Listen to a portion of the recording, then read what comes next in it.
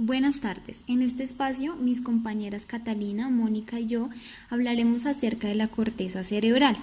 Iniciamos contándoles que los seres humanos, todo aquello que sentimos, razonamos y percibimos, así como nuestra capacidad de movernos y realizar cualquier actividad, viene siempre de un impulso enviado desde nuestro cerebro. ¿Qué es la corteza cerebral? La corteza cerebral hace referencia al estrato exterior del cerebro. Esta capa está formada por una fina película de tejido nervioso que envuelve la superficie de los hemisferios cerebrales, siendo los primates quienes gozan de una corteza cerebral mucho más desarrollada que el resto de los animales. Gracias al correcto funcionamiento de la corteza cerebral, los humanos tenemos la capacidad de percibir aquello que nos ocurre y rodea, así como de imaginar, pensar, tener capacidad de juicio y decisión y finalmente también tener la capacidad de entender y producir el lenguaje. Como ya se los había indicado anteriormente, la corteza cerebral es una fina capa de neuronas y conexiones neurales. Esta no es homogénea, ya que está formada de 6 capas de células y cada una de ellas con una función concreta y específica. Tipos de corteza del cerebro. Si nos basamos tanto en la perspectiva estructural como filogenética de la corteza cerebral, se pueden diferenciar 3 clases diferentes de esta. Estas son las siguientes: arquicorteza. Evolutivamente hablando, es la parte de la corteza cerebral más antigua, formada por el hipocampo. La arquicorteza es la encargada de aquellas respuestas automáticas y mecanismos fisiológicos responsables de la supervivencia. La segunda es la paleocorteza. Filogenéticamente, la paleocorteza está en medio de camino entre las zonas más primarias de la corteza cerebral y las más evolucionadas. Esta clase de corteza alberga las terminaciones de las vías olfatorias, encontrándose aquí en el cerebro olfatorio de las personas. La tercera es la isocorteza o neocorteza. Es la zona de la corteza más reciente y la encargada de los procesos de razonamiento y del pensamiento abstracto. Ahora hablaremos sobre las capas de la corteza cerebral. Como mencionaba anteriormente, la corteza cerebral está formada por capas diferentes de tejido neural, conocido como materia gris. Cada una de estas capas posee una especialización funcional diferente y ha sido originada en un momento de la evolución humana diferente.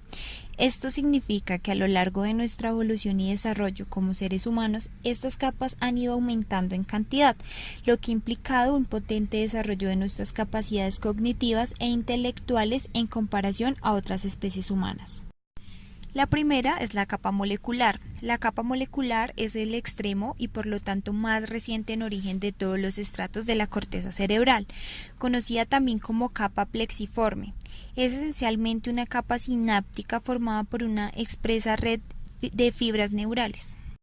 La segunda es la capa granular externa. La segunda capa que conforma la corteza cerebral es la capa granular externa.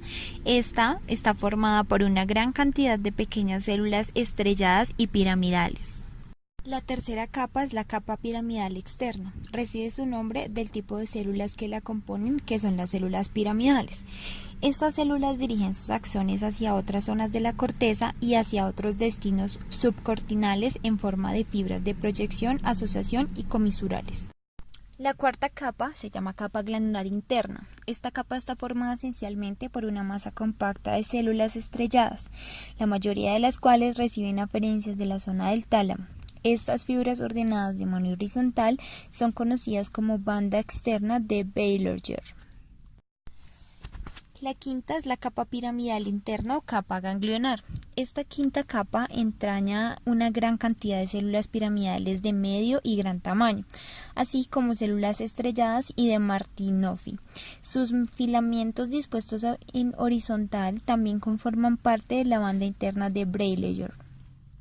La sexta y última capa es la capa multiforme o polifórmica. La última de estas capas está formada por células de tipo fusiforme, las cuales derivan de la forma de la corteza, al tálamo y a los núcleos estirados. Además, también incluye células piramidales del cuerpo triangular u ovoide. Sus áreas y sus funciones. La corteza cerebral puede ser dividida según sus diferentes áreas funcionales, es decir, según las funciones o cometidos que se lleva a cabo en cada una de estas áreas. Teniendo en cuenta esta clasificación, la corteza cerebral se puede dividir en áreas sensitivas, motoras o de asociación. La primera es el área sensitiva. El área sensitiva recibe la información sensorial desde núcleos concretos del tálamo. Esta información es de carácter sensitivo, lo cual significa que transporta la información percibida por los diferentes sentidos, como lo son la vista, el oído, el olfato, el tacto y el sabor. Estas mismas áreas se pueden dividir también en dos áreas sensitivas. El área sensitiva primaria, la cual posee conexiones directas con los receptores sensitivos periféricos, y el área sensitiva secundaria y asociación, que recibe información sensorial tanto del área de asociación primaria como de las zonas más inferiores del encéfalo. El objeto de las diferentes zonas de asociación, tanto primarias como secundarias, es de crear patrones de conocimiento y conducta mediante la asimilación de información sensorial. Estas áreas sensitivas de la corteza cerebral son: la primera es el área somatosensible primaria, la segunda es el área visual primaria, la tercera es la área olfativa primaria, la cuarta es el área auditiva primaria y la última es el área gustativa primaria. La segunda es el área motora. Las zonas encargadas de los mecanismos cerebrales asociados al movimiento corporal están situadas en la porción anterior de ambos hemisferios, es decir, el lóbulo frontal. El área motora se da origen los tratos motores descendentes que parten de la corteza cerebral hacia la motoneural de tronco y médula espinal. Dentro de esta región encontramos dos áreas esenciales para nuestro funcionamiento: el área motora primaria y el área del lenguaje Broca. La tercera es el área de asociación. Finalmente, las áreas de asociación son aquellas que hacen posible la existencia de las funciones mentales más complejas y abstractas, tales como los mecanismos de memoria y cognición, el dominio de las emociones, la capacidad de razonar, la voluntad, y además también tienen influencia en el desarrollo de la personalidad y la inteligencia.